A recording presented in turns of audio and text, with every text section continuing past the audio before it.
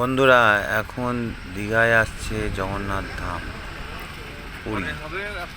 সবাই দেখতে পাবেন আসলে। এখানে বেশি দূর আর 7 দিন ট্যুরে যেতে হবে না, 2 দিনের ট্যুরে আসলেই দেখতে পাবেন দীঘায় জগন্নাথ ধাম।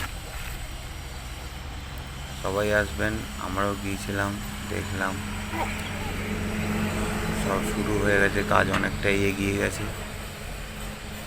আমরা সবাই মিলে গিয়েছিলাম, এখানে দেখলাম অনেকটা বড় জায়গা নিয়ে তৈরি হচ্ছে জগন্নাথ ধাম। আপনারা আসলে 2 দিনের ট্যুরে আপনারা দেখতে পাবেন। আর কিছু বলার নেই, যতদূর যেভাবে কাজ চলছে তাতে সামনের বছর আসলে আপনারা দেখতে পাবেন জগন্নাথ ধাম। পুরীর জগন্নাথ ধাম এখন দীঘায়। তবে বন্ধুরা, এইসব কথা